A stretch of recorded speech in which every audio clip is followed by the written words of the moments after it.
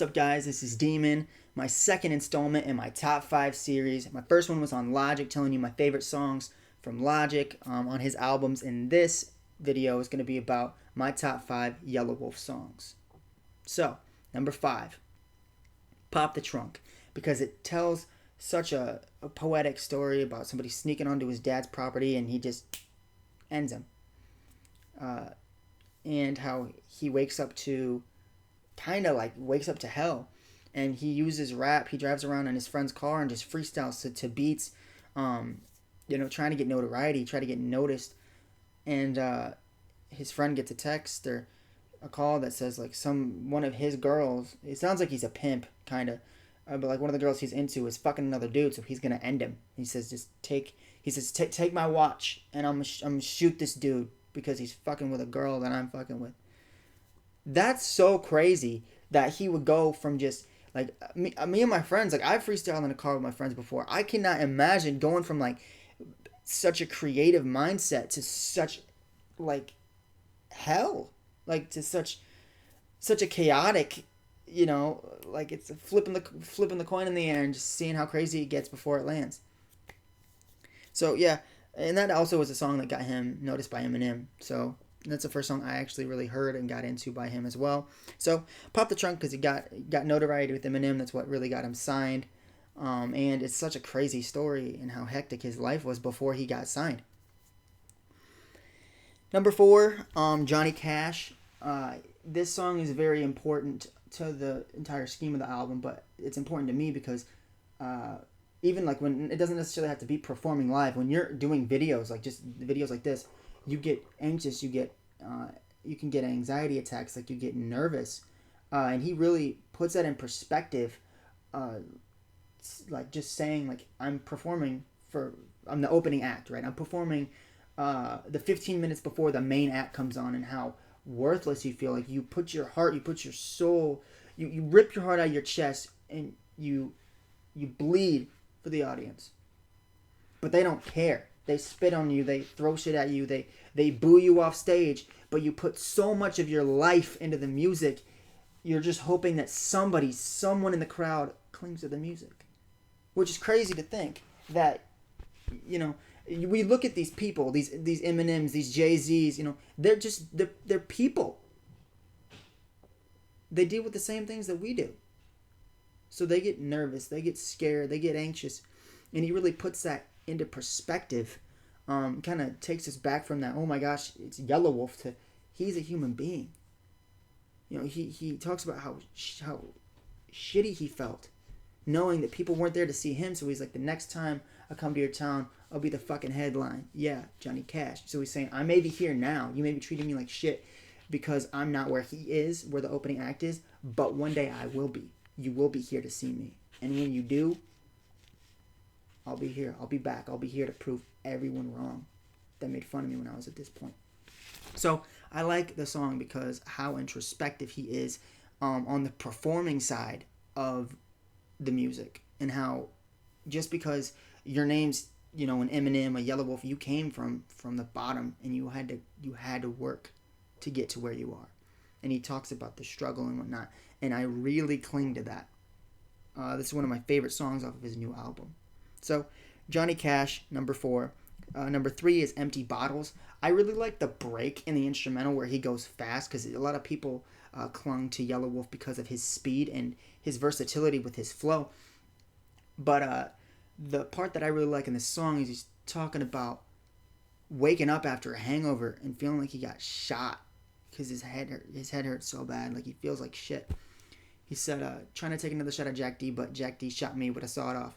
So he's saying he's so addicted to alcohol that he feels like he can't function without it, which, like I said, like you look at these people, these Eminems, these Yellawolf, these Jay-Z's, Logics,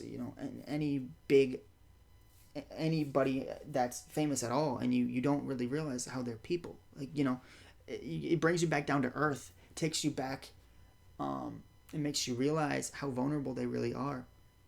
Because he's talking about how he doesn't feel like he's human when he's drinking alcohol. Like, he describes the bar and how he feels awkward, he feels out of place. But he says, fuck it, give me another one.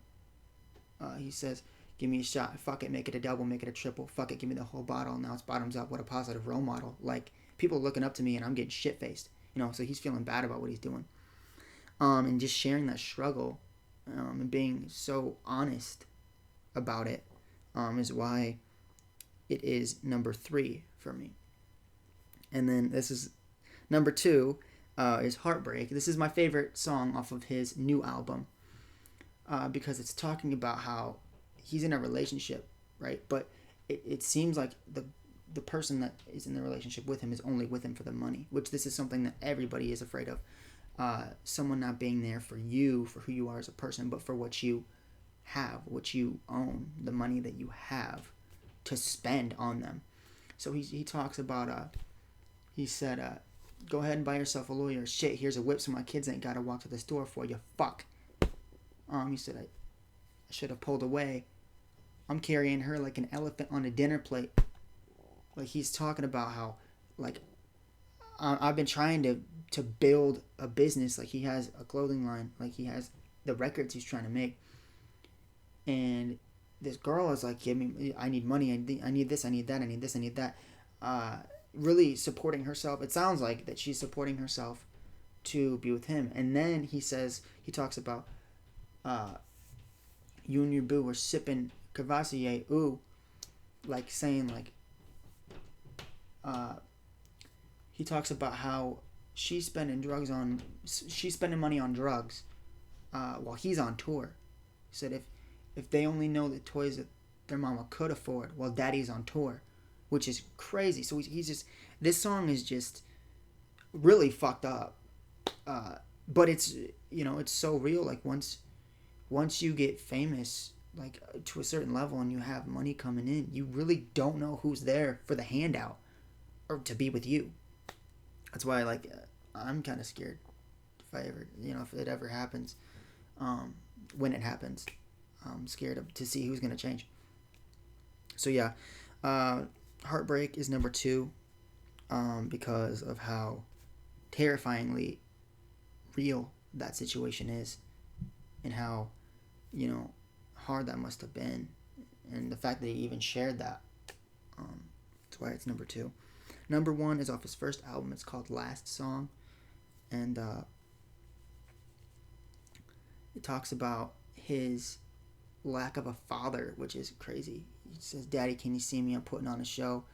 Now I'm on the magazines, hear me on the radio.